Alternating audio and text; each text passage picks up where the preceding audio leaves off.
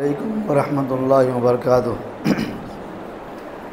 अन महमूद इब्न रबीज़ रज़ियल्लाहु अन्हु क़ाल क़ाल रसूलुल्लाह सल्लल्लाहु अलैहि वसल्लम इत्नतानि यकरहुहुमा इब्नु आदम यकरहुल मौता वल मौतु खैरुन लिल मुमिनि मिनल फितना व यकरहु क़िल्लतल माल व क़िल्लतुल माली अक़ल्लु लिल हिसाब। राहु अहमद। अभी आपके सामने एक हदीस पढ़ी गई। इस हदीस में आप सल्लल्लाहु अलैहि वसल्लम ने दो अहम बातें बताई हैं। वो ये है कि इंसान दो चीज़ों को पसंद नहीं करता। इंसान दो चीज़ों को पसंद नहीं करता। नंबर एक, यकराहुल मौता, इंसान मौत को पसंद नहीं करता। कोई इंसान चाहता नहीं कि वो मर जाए, जबकि मौत एक मोमिन के लिए फितनों की ज़िंदगी से बेहतर है। मौत एक मोमिन के लिए फितनों की ज़िंदगी से बेहतर है। दूसरी बात ये बताई गई, वयकरहु क़िल्लतल माली, इंसान माल के कम होने को पसंद नहीं करता। इंसान चाहता नहीं कि उसका माल कम हो जाए। हदीस में कहा गया वक़िल्लतुल माली अक़ल्लु लिल हिसाब, माल का कम होना हिसाब कम होने का ज़रिया है। माल का कम होना, हिसाब में कमी होती आखिरत के दिन। इंसानी तबीयत में ये बात है कि इंसान मरना नहीं चाहता। उसकी ज़िंदगी जितनी भी लंबी हो जाए वो चाहता है कि मैं और जीऊँ और जीऊँ। बहुत सारे लोग दिल में एक बात रख लेते, मैं और इतना जीऊँगा और मैं 10 साल रहूँगा और मुझे जवान होना है, मुझे बूढ़ा होना है और मैं ये सारे काम करना है। इस तरह इंसान के दिल में अरमान छुपी होती है। वो ज़ुबान पर आती नहीं, अरमान हो दिल में रहती। बाज़ नौजवान समझते हैं कि हम बुढ़ापे से ज़िंदा रहेंगे। 20 साल नौजवान समझता है कि और मुझे और 30 साल ज़िंदा रहना है, मैं रहूँगा 30 साल, दुनिया देखूँगा, दुनिया कमाऊँगा, कुछ करूँगा दुनिया के अंदर। इस तरह अरमान होती है। इंसान मौत को पसंद नहीं करता। लेकिन हदीस में आता है, एक तबीई बात है, एक फितरी बात है। हदीस में आता है जब एक मोमिन की मौत का वक्त हो जाता है तो मोमिन मरने को राज़ी हो जाता है। मोमिन मरने को राज़ी होता है। कल तक जो इंसान चाह रहा था कि अभी मुझे मौत ना आए, मैं और ज़िंदा रहूँ और ज़िंदा रहूँ, जब उसको मौत आती है तो इंसान अपने लिए राज़ी हो जाता है कि अब मैं मर जाऊँ तो कोई हर्ज की बात नहीं है। क्योंकि एक मोमिन को जो यकीन होता है अल्लाह की नेमतों के ऊपर, एक मोमिन का जो ठिकाना है आखिरत में, उस अच्छे और भले ठिकाने के बारे में यकीन रखते हुए मोमिन ये पसंद करता है कि यहाँ से वहाँ बेहतर है, यहाँ से वहाँ बेहतर है। इस तरह एक मोमिन अल्लाह से मिलना पसंद करता है। हदीस में आता है, अल्लाह ताला फरमाता है जिसे खुशी के अंदर, मन अहब्ब लिक़ानी उहिब्बु लिक़ाहु, जो मुझसे मिलना पसंद करता है मैं उससे मिलना पसंद करूँगा। तो वाकई मानों में कोई बंदा अक़ीदे तौहीद पर क़ाइम है, ईमान वाला बंदा है, तो जब उसकी मौत का टाइम आता है, जब वो अपनी मौत को देख लेता है तो उससे राज़ी हो जाएगा, चलो ठीक है अब हम जाएंगे अल्लाह के पास। एक मोमिन के लिए दुनिया में जो मुसीबतें हैं, जो आजमाइशें हैं, जो तकलीफ़ें, जो परेशानियां, जो बीमारियां हैं, ये सब चीज़ों से इंसान छुटकारा मिलता। इंसान एक तकलीफ़ों वाली जगहों से मुंतकिल होके इंसान सुकून की जगह पहुंचता है अगर वो मोमिन है तो। उसके मुकाबले में कोई काफिर होगा, कोई मुशरिक होगा तो वो मरना चाहता ही नहीं हो, बल्कि मौत से दूर भागता। मौत से वो इंसान दूर भागता, क्योंकि काफिर को यकीन है जब तक मैं दुनिया में रहूं तो आराम से हूं और इंजॉय में हूं, बिल्कुल अय्याशी में हूं। मैं मर जाऊंगा तो मेरे लिए क्या है, अज़ाब है अल्लाह के पास। तो इसलिए इंसान चाहता है कि मैं मरूँ ही नहीं। तो हदीस में जो कहा गया कि इंसान मरना नहीं चाहता, एक तबई बात है, एक फितरी बात है ये कि इंसान मौत से घबराता है। हाँ, अगर किसी मोमिन के दिल में ये चाहत है कि मैं अभी नहीं मरूँ, नीयत क्या और अमल करूँ, और अच्छे काम करूं और दीन की दावत का काम करूं, दीन को और फैलाऊं, इस नीयत से अगर कोई और ज़िंदा रहना चाहता है तो ये उसकी चाहत बुरी नहीं है। उसकी नीयत क्या, और नेकियां करूं, मर जाऊंगा तो मैं अल्लाह के पास क्या जवाब दूंगा, मेरे पास नेकियां कम है, और नेकियां कमाऊंगा मैं 2 साल 4 साल ज़िंदा रहूँगा, तो इस नीयत से ये चाहत करना गलत नहीं है, ठीक है। लेकिन दुनिया की चाहत में जीने की आरज़ू करना ये गलत है। दूसरी बात ये कही गई, इंसान माल के कम होने को पसंद नहीं करता। इंसान माल के कम होने को, मेरे पास जो भी माल है मैं चाहता हूँ कि वो माल मेरे पास महफूज रहे, बल्कि मेरे माल में इजाफ़ा होता रहे हर दिन।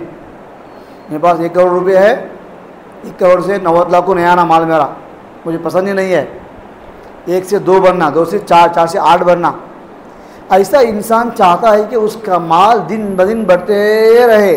कोई भी इंसान अपने बिजनेस में, अपने व्यापार में, अपनी तिजारत में नुकसान को पसंद बिल्कुल नहीं करता, जबकि शरीयत के अंदर 2 चीज़ें हैं। अल्लाह ताला नुकसान देने वाला भी अल्लाह है, नफ़ा देने वाला भी अल्लाह है। अल्लाह से हम राज़ी हैं, अल्लाह हमको नफ़ा दिया, ये कोई कमाल की बात नहीं है, वो तो हर इंसान राज़ी होता। जब अल्लाह नुकसान किया हमारा, अल्लाह के हाथ में है नुकसान हमारा, हमको नुकसान होगा तिजारत में, तो यहाँ राज़ी होना, यहाँ तकदीर पर ईमान लाना एक मोमिन के लिए बहुत कठिन मरहला है। बहुत से लोग अल्लाह ताला नवाजा तो खुश हो दे, अल्लाह की तारीफ़ कर दे, नमाज़ पढ़ दे, पाबंदी कर दे। जैसे मुसीबत में फंस गए तो शिकायत कर दे अल्लाह ताला से, अल्लाह मुझे ही नुकसान दिया क्या, मेरा माल ही नुकसान होना था।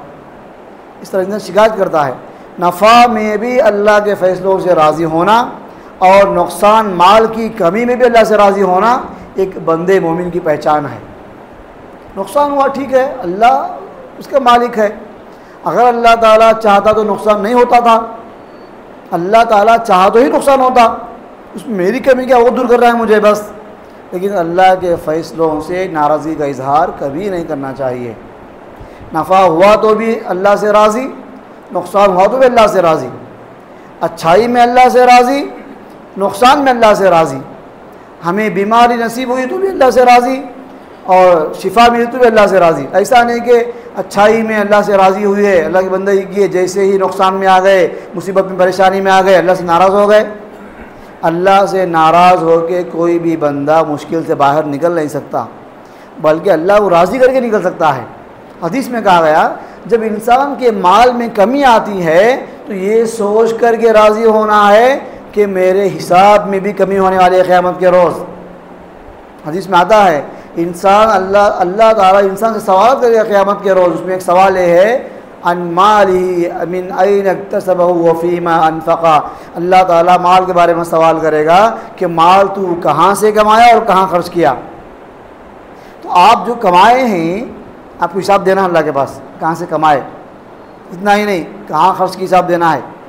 जब आपके पास मौजूदा माल में कुछ कमी हो गई तो इस बात से राज़ी होना है कि मुझे जो हिसाब अल्लाह के पास दे रहा है, हिसाब में भी कमी आ गई, हिसाब में भी कमी आ गई। जितना ज़्यादा हम दुनिया कम कमाएंगे हमारा हिसाब उतना ज़्यादा आसान होता, क्योंकि हम देखते हैं माशरे के अंदर बहुत सारे लोग गरीब थे, कंगाल थे, फ़कीर थे, तो नमाजी थे, दीनदार थे, परहेज़गार थे। अल्लाह माल दे दिया, माल आ गया, दौलत मिल गई, मस्जिद से दूर हो गए, दीनदारी से दूर हो गए, जमात उनकी छूट गई, नफिल नमाज़ें उनसे ख़त्म हो गई, गरीबों से हमदर्दी ख़त्म हो गई, रिश्तेदार आंखों को नज़र नहीं आते, भाई भाई को नज़र नहीं आता, छोटे भाई का ख्याल नहीं करते, माँ बाप का ख्याल नहीं करते, घमंड तकब्बुर से बात करते, रवैया बदल जाता हमारा माल आने के बाद। इसलिए उस माल से पनाह मांगना है जो माल आपको अल्लाह से दूर करे। इब्न क़य्यिम कहते हैं रहमहुल्लाह, जब आपके हाथ में माल है, जब आपके हाथ में, इज़ा कान अल-मालु फ़ी यदैक वलैसा फ़ी क़ल्बिक लन यज़ुर्रुका व इन कसुर। अगर माल आपके हाथ में है, दिल में नहीं है, तो माल कितना ज़्यादा क्यों ना हो, आपको माल से नुकसान नहीं होता, क्योंकि माल कहाँ है, आपके हाथ में है, दिल में नहीं है। उसका उल्टा, अगर माल आपके दिल में है, हाथ में नहीं है, तो माल कम रहा तो भी आपको नुकसान पहुँचता। माल की मोहब्बत दिल में आ गई तो नुकसानदेह है। इसलिए इंसान अगर माल में कमी होती है तो अल्लाह से राज़ी होना कि अल्लाह चाहे तो माल में इजाफ़ा करता, अल्लाह चाहे तो माल में कमी करता। आप खुद अल्लाह से क्या दुआ की है? अल्लाहुम्मा अहयीनी मिस्कीना व अमितनी मिस्कीना वहशुरनी ज़ुमरतल मसाकीन। ऐ अल्लाह तू मुझे ज़िंदा रख, मिस्कीन बनाकर ज़िंदा रख। ऐ अल्लाह तू मुझे मौत दे, मिस्कीन बना करके मुझे मौत दे। ऐ अल्लाह मेरा हशर भी तू मिस्कीनों के साथ फरमा। अल्लाहु अकबर। और सही मुस्लिम की रिवायत है, आप सल्लम फरमाते हैं क़द अफ़लह मन असलम, वो इंसान कामयाब हुआ जो इस्लाम में आया, जो ईमान कबूल किया। व रुज़िक़ कफ़ाफ़न, और वो इंसान कामयाब हुआ जिसको रिस्क दिया गया बराबर बराबर, जितना खर्चा उतना इनकम, ये इंसान में कामयाब हुआ। वक़न्नअहु फ़ीमा आता, और अल्लाह ताला जो भी दिया उसको उस माल में किफ़ायत शियारी ख़िनाअत पसंदी का अल्लाह उसको जज्बा दिया। जो भी अल्लाह दिया मुझे बस है भाई, इसको बोलते ख़िनाअत पसंदी। ये अल्लाह तौफ़ीक़ दिया, ये खुशनसीबी की बात है। उलमा कहते हैं ऐसा क्यों है ये कि जिसको जितना खर्चा उतना माल दिया, तो ये नेमत कैसी है? जबकि माल अल्लाह की नेमत है ना।